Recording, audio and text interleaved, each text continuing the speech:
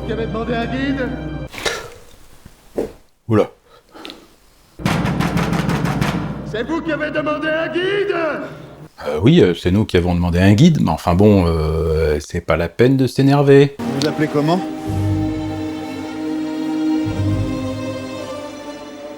Donc lui, si vous vous posez la question, déjà, c'est la réponse. Je laisse ça à ceux qui ont la ref. Et puis c'est Carlos Brandt. Et donc ceux qui connaissent Kaamelott auront la ref. Carlos Brandt, il a joué dans Ridicule de Patrice Lecomte, il a joué dans la petite Apocalypse de Costa Gavras, et il a joué dans Kaamelott aussi, le rôle de Méléagant, que vous connaissez, c'est un rôle que j'aime beaucoup. Et puis, il a aussi joué assez récemment le rôle de Corda dans Président, avec Albert Dupontel. Voilà. Ouais, je sais, j'ai tenté une intro culturelle.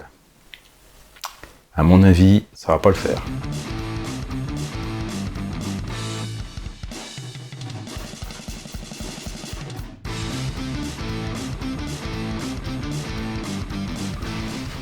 Et salut les boiseuses, et puis salut les boiseux. Donc dans les dernières vidéos, on a fait une vidéo où on a revu un peu les bases de la défonceuse. Alors au passage, je remercie tous les gens qui ont contribué sur les commentaires, à me donner des idées pour que ça glisse mieux, etc. etc.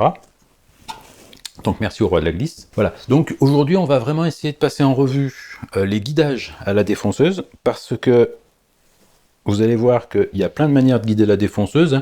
Je vous rappelle que grosso modo, une défonceuse, c'est un moteur avec une fraise au bout, et que si on n'a pas de guidage, on fait pas grand chose d'intéressant avec. J'ai fait un petit peu le fanfaron en la guidant à la main pour faire certaines opérations, par exemple pour évider un petit peu les grosses queues d'aronde que j'avais fait sur l'établi. Voilà, on peut faire ça.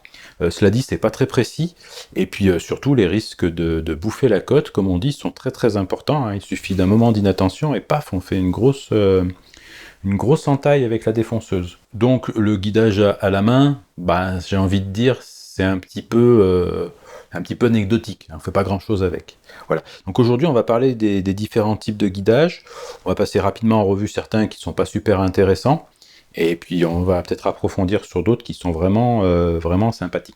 Le guidage qu'on va utiliser le plus souvent, c'est un guidage qui est attaché à la fraise, c'est le roulement de la fraise. Si on prend une fraise par exemple, ça c'est une fraise à affleurer, donc si on prend une fraise à affleurer, hop, on a un roulement qui est en haut, et l'intérêt de ça, c'est que si on appuie sur le roulement ici, un gabarit, tout ce qui va dépasser du gabarit, il va être bouffé.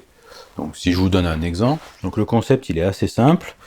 Le roulement va venir s'appuyer donc sur le gabarit, et ici, tout est aligné, donc là il va rien se passer du tout, parce que le gabarit et la fraise ont exactement le même diamètre. Et puis, quand on va arriver par là, là il est mal garé, il est mal réglé, mais n'en tenez pas compte. Et donc quand on va arriver ici, forcément le roulement va vouloir continuer à s'appuyer, et tout ce petit coin qui est là du bois va sauter, et donc on va pouvoir arrondir notre angle avec un gabarit bien joli, bien précis. Voilà, donc ça c'est un exemple de roulement sur une fraise, mais c'est pas le seul. Donc, ce qu'on appelle une fraise à feuillure. Voilà, vous avez le gabarit qui fait pas la même taille que la fraise. Et là, ce qui est intéressant, c'est qu'on va pouvoir faire ce qu'on appelle une feuillure, hein. Donc une feuillure, c'est un petit escalier, quoi. Et quand je vais appuyer ma fraise sur le bois, au-dessus, ça va m'enlever une certaine quantité de matière, et cette quantité de matière, elle est assez facile à trouver, puisque c'est le rayon de la fraise moins le rayon du roulement.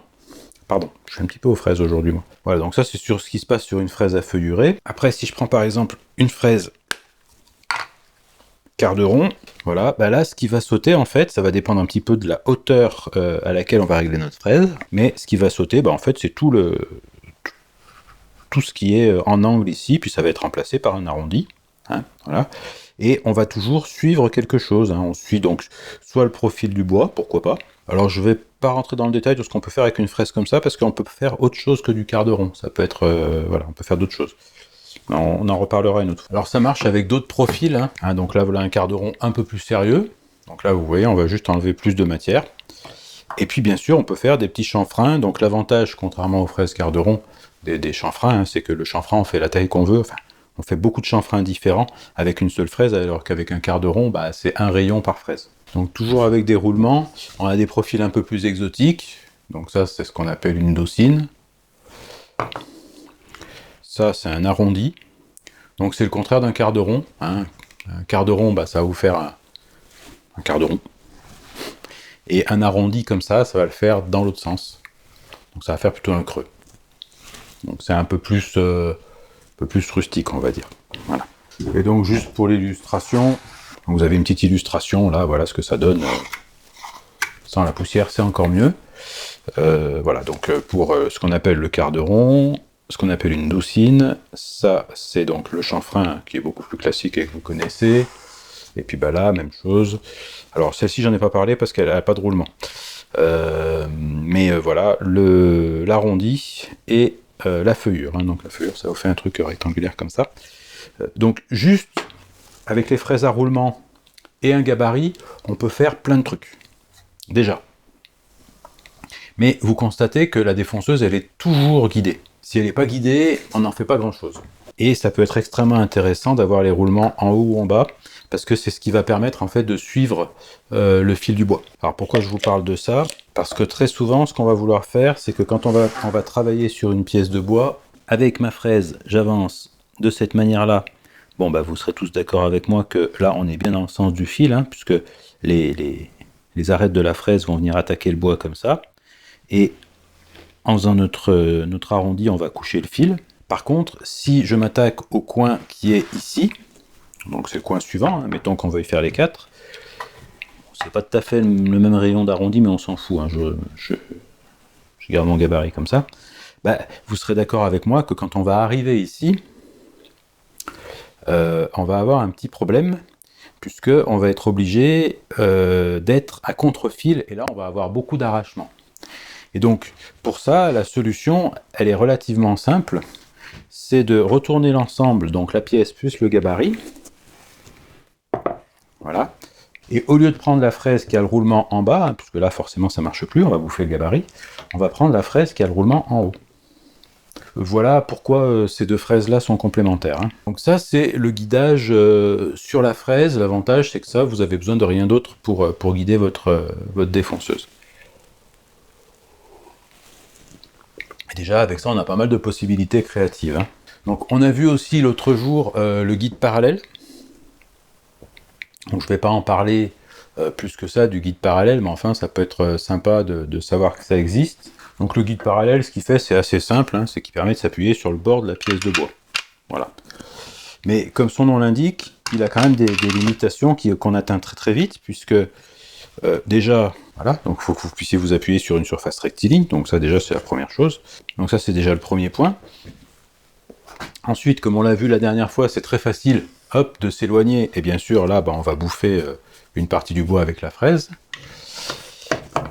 Et puis, bah, le guide parallèle, il y a une dimension, voilà, qui est liée à ces tiges-là. Alors bien sûr, on peut agrandir les tiges, mais très vite on a des problèmes à cause de la souplesse des tiges, donc il ne faut pas trop les agrandir. Voilà, donc le guide parallèle, ça permet juste, quand on a une pièce de bois, de faire une rainure qui est parallèle au bord.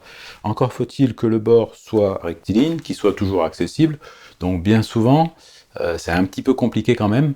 Faut un bord droit, faut pas que ce soit trop loin, faut faire attention quand on fraise. Enfin, c'est pas le meilleur guidage. Ouais. Ensuite, je sais pas si vous l'avez vu, mais ça m'arrive parfois, moi, d'appuyer directement le bord de la défonceuse. Hein, c'est ce qu'on avait vu l'autre fois. C'est-à-dire qu'en fonction de comment est montée ma défonceuse, et d'une fraise en particulier, bah, je vais utiliser un guide comme celui-ci, et je sais que je vais arriver le long de mon guide avec ma fraise. Sachant qu'un guide, c'est fait pour une fraise, donc là encore, ben, ça va pas bien loin, quoi. Enfin, ça existe aussi ce genre de guide. Je reviens pas sur tout ce qui est guidage circulaire, on en a parlé dans l'épisode sur le compas pour faire les petits cercles, on en reparlera sûrement, mais il existe aussi un compas si on veut faire des cercles, mais si vous voulez, c'est un peu comme un guide parallèle, sauf qu'on est toujours à la même distance d'un point, et l'intérêt par contre, enfin l'avantage, c'est que contrairement au guide parallèle, on risque beaucoup moins de dévier, parce que la défonceuse est tenue dans les deux sens. Le problème de ce genre de guide parallèle, c'est que la défonceuse n'est tenue que dans un sens. Sachant quand même qu'il existe une option sur certaines défonceuses, je l'avais vu chez Festool, qui permet d'avoir un guide de chaque côté de la pièce, et ça évite de dévier, et c'est pas mal. Mais c'est encore plus contraignant, puisque on doit avoir les deux côtés de la pièce qui sont complètement libres. Alors, il y a un autre guidage qu'on utilise pas assez souvent, mais qui a plein d'avantages. Et je vais vous montrer ça. Avant de vous en parler, je vais vous montrer un des inconvénients majeurs de ce genre de fraise. Comme ça, vous le saurez. Le problème de ce genre de fraise, imaginez que vous avez envie d'utiliser cette pièce-là comme gabarit, et donc que vous voulez fraiser un cercle en vous appuyant sur le roulement qui est là. Le problème qui va se poser, c'est que tant que vous n'êtes pas suffisamment rentré dans la pièce, vous ne pouvez pas appuyer le roulement. Donc ça, c'est déjà un problème. Ensuite, la profondeur que vous avez la possibilité d'atteindre, elle est fixe. C'est-à-dire que c'est la longueur de la fraise. Alors ça, c'est une fraise qui n'est pas très profonde, mais vous avez des fraises qui peuvent être très grandes comme celle-ci. Et vous n'avez pas forcément envie de descendre de 7-8 cm, et surtout en un coup, en une seule passe, c'est quasi impossible à faire. Donc, le problème que vous avez sur tout ce qui est roulement, c'est que le roulement, il doit être au contact de votre gabarit. Donc, soit vous surélevez le gabarit, mais c'est toujours un petit peu compliqué, soit vous avez la profondeur de la fraise, et puis c'est tout, puis il n'y a rien d'autre de possible, quoi. Donc, votre fraisage, c'est la profondeur de la fraise. C'est quand même très limitant. Déjà, qu'est-ce que c'est qu'une bague à copier? Une bague à copier, c'est juste un anneau de métal comme ça qu'on va venir fixer à la défonceuse, et au milieu, vous allez avoir la fraise. Alors, ça induit deux caractéristiques qui sont importantes toutes les deux. C'est que la fraise peut varier en hauteur indépendamment de la bague à copier. Ça veut dire que par rapport à notre petit problème de tout à l'heure de profondeur, là, on va pouvoir fraiser la profondeur qu'on veut. Et puis, ça a quand même un petit inconvénient, c'est que vous voyez bien que pour pas que la fraise frotte sur le bord de la bague à copier, il faut qu'il y ait une certaine distance entre la bague à copier et la fraise. Ça veut dire que si par exemple on s'appuie sur un gabarit, on va fraiser à une certaine distance du gabarit. Et ça va poser deux difficultés. La première difficulté, ça va être de calculer la distance entre le gabarit et la bague, et puis d'ajuster ça, parce que, imaginons que je veux y faire un cercle qui fasse 40 mm de rayon, mon gabarit, il faudra qu'il fasse 50 mm de rayon, puisque ma fraise va être éloignée du gabarit, on va dire. De 10 mm, puisque c'est ce qu'on a dit juste pour l'exemple. Donc ça, c'est des calculs qu'il va falloir faire. Et ensuite, ça va poser un autre petit problème, qui est qu'on va être limité dans ce qu'on appelle les rayons de courbure. Donc ça, on en parlera quand on fera le fraisage complémentaire. Quand on va utiliser les bagues à copier, ça va avoir plein d'avantages. On va pouvoir faire plusieurs passes, des choses comme ça, qu'on ne pouvait pas faire avec nos fraises à roulement. Par contre, ça va avoir des inconvénients. Et les inconvénients, c'est que on va avoir des difficultés sur les rayons de courbure et la distance au gabarit, qu'il va falloir à chaque fois calculer. Bon. Donc ça, c'est une première chose. Ensuite, il y a un deuxième truc qui est très très important avec les bagues à copier, c'est que, comme vous voyez, pour que mon truc fonctionne comme je veux, c'est important que ma fraise, elle soit centrée par rapport à ma bague à copier. Parce que sinon, selon comment je vais tourner ma défonceuse, je vais avoir une variation. Donc on va avoir un mécanisme pour centrer la fraise sur la bague à copier. Et ça aussi, c'est important de le prendre en compte. Donc là, j'ai monté la semelle qui me permet d'utiliser les bagues à copier sur ma défonceuse. Donc sur cette semelle-là, je vais pouvoir venir fixer ma bague à copier. Alors l'intérêt de la semelle, celle-ci c'est moi qui l'ai faite à la CNC. J'ai fait une vidéo là-dessus, je vous mets l'URL dans la description. Donc l'intérêt de cette semelle là, c'est que la bague à copier se monte sans jeu, puisque moi j'ai une série de bagues à copier qui ont toutes les mêmes dimensions. Donc moi mon système il fonctionne avec deux vis qui fixent la bague, hein. Ces bagues là sont faites pour ça, donc j'ai adapté mon truc à ça. Et donc comme je le disais tout à l'heure, le problème de tout ça, c'est que maintenant il va falloir que je centre ma bague à copier par rapport au centre de rotation de ma défonceuse. Et pour ça, comme vous voyez, j'ai un petit peu de jeu dans ma semelle. Et on va utiliser ce qu'on appelle un cône de centrage. Donc, un cône de centrage, c'est ça. Je le monte dans ma fraise. Et donc, une fois que j'ai fait ça, là, ce qu'on va voir, alors j'espère qu'on va bien voir, mais c'est que quand je vais remonter ma bague au contact du cône de centrage, et ben automatiquement, c'est centré, c'est le principe du cône de centrage. Et une fois que j'ai fait ça, on voit que la semelle, là, elle bouge plus, même si les vis ne sont pas serrées. Donc je peux serrer mes vis.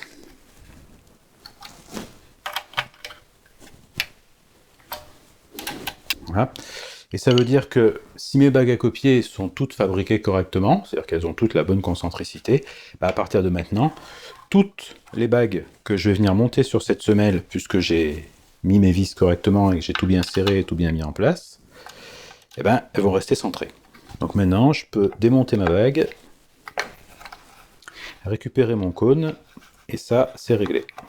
Voilà, donc sans rentrer plus dans le détail pour les bagues à copier, ce qu'il faut retenir de ça, c'est assez simple, c'est qu'une bague à copier nous permet de fraiser à une certaine distance de notre gabarit. Voilà. Et que pour que cette distance reste constante, il faut que la bague soit parfaitement centrée par rapport à l'axe de rotation de la fraise. Alors après, vous avez deux systèmes. Soit vous centrez la semelle parce que vous avez un montage de la bague qui se fait sans jeu, soit vous centrez la bague parce que la bague a du jeu par rapport à la semelle, et la semelle, vous ne pouvez pas la faire varier sa position. C'est l'un ou l'autre, les deux existent. Je crois que c'est chez Festool, c'est la bague qui... mais je suis pas sûr.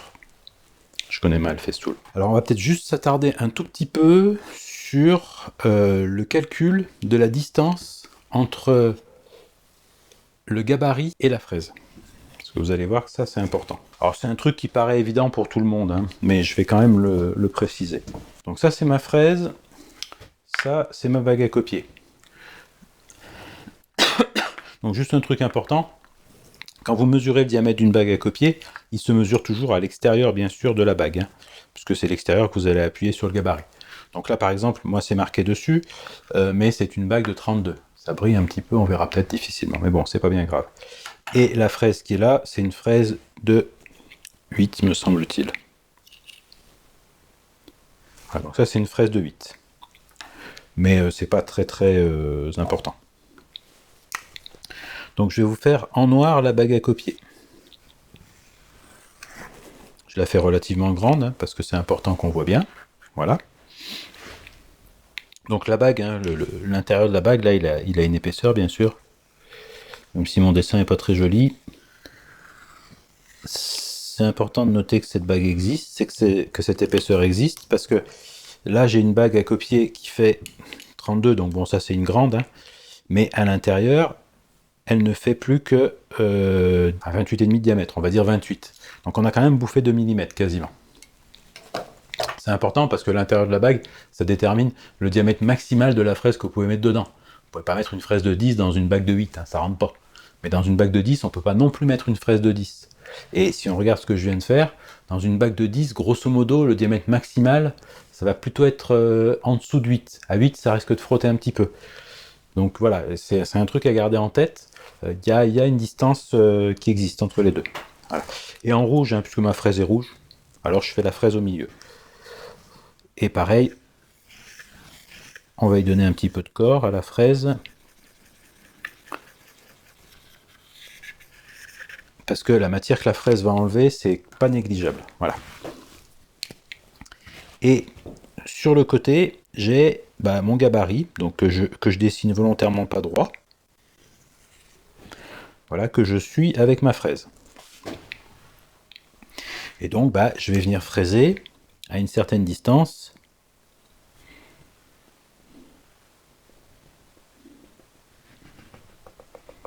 De mon gabarit, et bien sûr, cette distance-là, elle est toujours la même.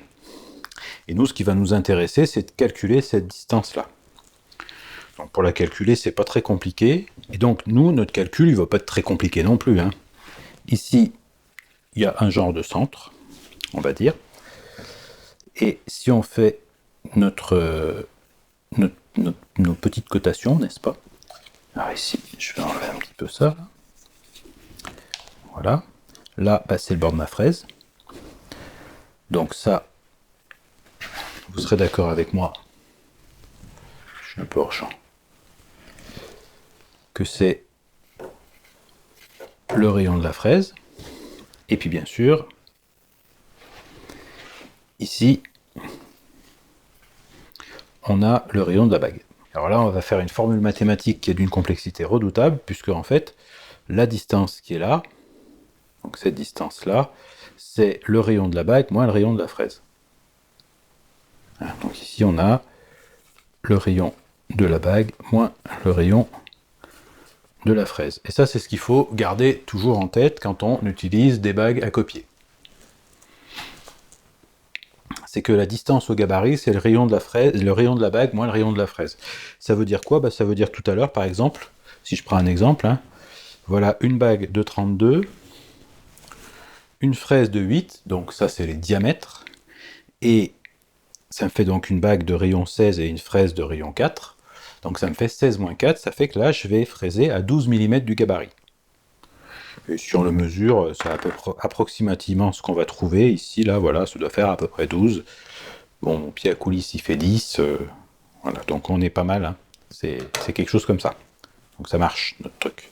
Voilà. Alors, la distance entre les deux, c'est le rayon de la bague moins le rayon de la fraise.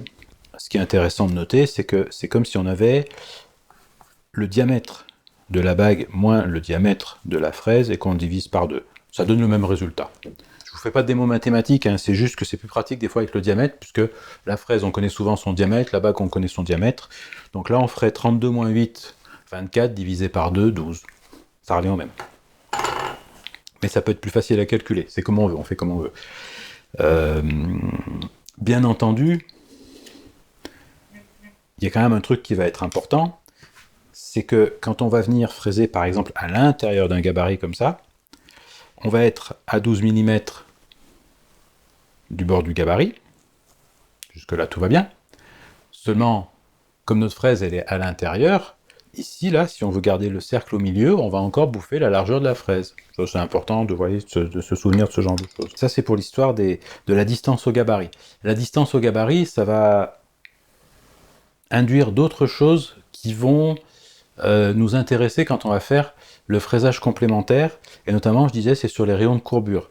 Je ne vais pas forcément en parler maintenant, mais ce qu'il faut juste retenir, peut-être pour la suite, comme ça vous l'avez en tête, c'est que si par exemple, à un moment donné, vous passez sur un gabarit qui n'est pas droit, donc il y a une courbe à un endroit, que cette courbe elle a un rayon de courbure, je ne sais pas moi, de X millimètres à un endroit, et ben, quand vous allez passer avec votre fraise et votre bague à copier, vous ferez un rayon de courbure de X plus 12 mm. Et ça, vous allez voir, quand on va faire le fraisage complémentaire, ça va nous poser des difficultés, parce que ça risque d'induire des jours à des endroits. Et ça, on en reparlera. Voilà, c'est à peu près tout ce que je peux vous dire sur ces histoires de guidage à la défonceuse.